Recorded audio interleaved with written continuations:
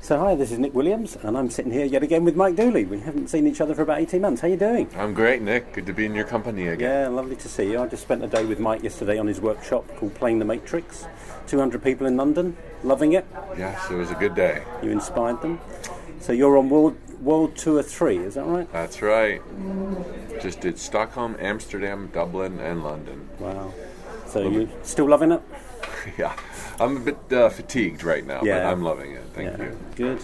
So you very kindly offered to share a few tips because I created this program called The Message You Were Born to Share, because I think there are so many people that feel like they've got a message that they'd love to get out into the world to touch and inspire people that are not necessarily getting exposed to the ideas that are available today on the planet. So I put together a training program that's going over 6 months to help people do that, define their message, build their platform and get out there. And I'm asking a few people if they'd share some tips. So you very kindly offered to share a few tips from your experience. And I am trying to flatter you, but it's also true that you're probably one of the most successful messengers on the planet. Your daily emails do go out to, 370,000 people. Yeah. So the boy's done good. Thank you. So if you're willing to, would you just share a few tips for people watching and listening to say, well, how have you done it? So I know this is hard for you because you could spend a whole day answering this question, but the first question would be, what is your message? If somebody could ask you to define your message in a sentence or two, what would you want people to know about themselves that you're telling them? It would be very simply that life is beautiful and that we are powerful. We have a say in how our life unfolds.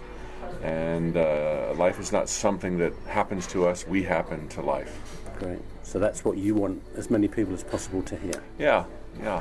It makes the journey much more fun, but it's much more than an attitude. It's the reality.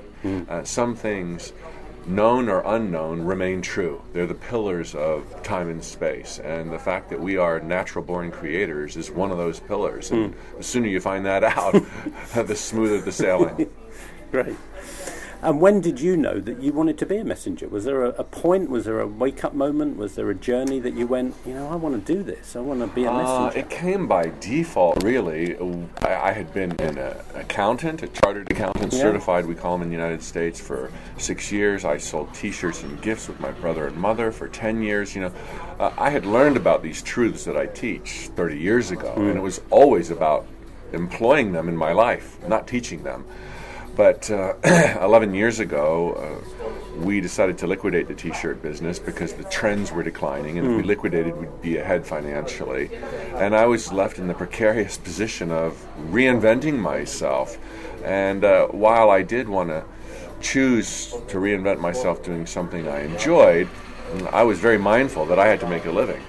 And it kind of dawned on me, since the T-shirts and gifts we sold had poems about dreams coming true and following your bliss, that I might expound on that. And I think I went through something that most messengers went through, and that some of your subscribers or clients will certainly go through, and that is, who the heck am I to be talking about this stuff? Particularly 11 years ago, when I felt like my life was a train wreck. You can't even inspire yourself, let alone inspire anybody else. Yeah, and I just remember thinking, how arrogant, how presumptuous, how ridiculous. But I felt like I did have a handle on reality, an insight that most people did not have. And because I was at the baseline starting over again, it was like, why not throw it out there? I wrestled with myself for weeks upon weeks before I sent my first insightful email to subscribers. And as soon as I did, to my true shock, there was instant appreciation sent back to me. People saying, this is great, I'm looking forward to Mondays now, because I sent out a Monday email. And the more I sent out, the more the appreciation. And it made me realize that once you hold up your light, immediately people will assemble to see what you've got to share, and they will discern and take from that message what suits them, what they need to hear. And I think what you're doing, Nick, is fantastic, because so many of us, almost everybody to a degree or another, has something to share and something to say. And if they can get past their self-doubts and begin sharing it, the audience will assemble. It's like a fact of life, and if they enjoy it, then the attendees will enjoy it all that much more. It'll be that much more meaningful. And great. Because one of my other questions was about how you overcome the humanness, because as you say, I think a lot of people do have the impulse, but they never get beyond their fear and resistance and manifest that impulse out in the world. Well, there's a famous person, I wish I could tell you who it was, who said, feel the fear and do it anyway. And I was coming from a place, and maybe this is it's what it took for me to do this, where I was truly frightened about the rest of my life. I didn't know what I would do for a living the rest of my life. I was 39 years old when we liquidated the T-shirt and gift business, and I had a mortgage at the time. It was like, and I only had 12 or 24 months to coast. And I remember thinking, what am I going to do if I can't pull this off? I had my doubts, but as I teach, as long as you do your best, which will seem feeble, it'll always be enough. And so while I had my doubts and my fears, I continued to dream big and show up with little baby steps, not insisting that I be this, that, or the other. I dabbled with writing. I dabbled with speaking by joining Toastmasters, hardly a heroic step. And I dabbled with the internet because it was even newer then. And I just waited to see what took. What did I enjoy? What did people enjoy? Where might I break through? So feel the fear and do it anyway. Just what's the alternative? Wait around Play for an small. epiphany or for a critical? Play small, be miserable. Feel like you're playing a small game and a pinched existence. I guess is the alternative, isn't it? So great. So I suppose my next question is: so what practical steps would you encourage? Well, what's been the most important thing that you've done practically to make it work for you? I'm guessing it might be just showing up and sharing with your notes every day. Is that right? Well, it's turned into be the lifeblood of my little enterprise, these free daily notes from the universe. They've always been free. That used to kind of scare me in the beginning. How am I going to get water out of this rock? But they're still free to this day. And because I've done that, because I've really applied myself to writing well in each of the daily notes, they become very popular. Yeah. And the business model I have is have a free service, a valuable free service, and then for those who want more, an optional purchase. And certainly it's proven to be the cornerstone of all that I do. But at a deeper metaphysical level, the thing that really perhaps made possible where I am today was this, as you said, consistently showing up. I didn't know where I would get a break. I didn't know if it would be the notes, or if it would be the speaking, or if it would be affiliate marketing, or if it would be something else that I was doing.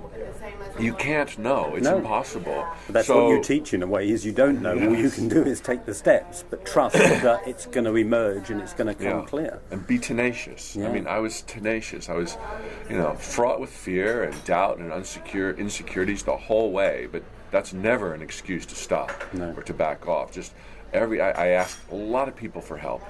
I asked you for help, 7 or 8 years ago, and you were there, and I appreciate that. I'll never forget it. And I've asked other people. People usually are so eager to help. Love is the glue of life, and some people won't be able to. Some people are too busy. Some people are helping to others. Yeah, or too scared sometimes. Exactly, and so that's fine. But continue to ask, and you will find guidance. Yeah. I was just thinking as you were talking about how people tend to coalesce around a higher purpose, and they coalesce around something that strikes that chord of truth with them, don't they? Once they feel that, they want to support it in some way. Oh yeah, they do. Okay. So similar question, I don't know if it would be any different, but what has most caused your success, would you say? Okay, great question. What has most caused my success? I would say, and this is kind of what I try to teach, and I always spend hours out of any 6-hour program that I deliver. I spend the first 2 hours on understanding the truth about the nature of reality, who we are, how we got here, and what we can do with our lives. It's my premise that the number one thing that holds people back is not understanding. absolutely understanding, and it is knowable, the nature of reality. If you don't understand and you've got question marks and you think maybe God's judging you or God's testing you or you haven't earned it yet or karma or spiritual contracts, there goes all of your power. I have felt I blessed, I don't know, but I have felt in my path, and I've been on to the truth for 30 years now. You know, when I was 19 years old, I received my first book about this stuff. Yeah. I feel so much certainty with my view as to how reality works, the mechanics of manifestation, and that is the number one ingredient to my success. You know, because I haven't given away my power to false idols, to karma, to, you know, all of this stuff has meaning and is a great attempt to explain reality, but too often karma or spiritual contracts are misunderstood to the point people give away their power. You can have what you want, period. And you get it by thinking about it. And you can facilitate it by speaking about it and showing up and moving in the general direction of your dreams, no matter how negative you sometimes are, no matter how much you doubt, no matter how much you're afraid. If you know the truth and play it, you're done. You have to win. Great. Well, pretty good. Thank you. I think I know the answer to this one, but I'll ask you anyway. How much has it felt like your plan, and how much has it felt like a divine or a universal plan unfolding? Ooh, great. You know, it's always, in my opinion, both. And what I teach now, and what I was teaching yesterday, was how to create a plan using this matrix that's the core of my teachings. And basically, you know, we're one and the same. It just helps to kind of delineate our experience by saying me or my greater self or God. It's all one. But yet we are so much more than we realize with our physical senses. And the way we engage our higher self is to have general end results, which is what I was teaching yesterday, and thereby letting the universe find the shortest, quickest way.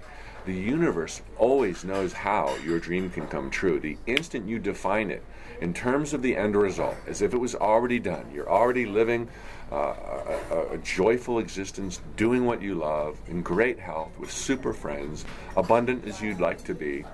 Define that end result somewhat generally is my preference, with a day's worth of support and insight.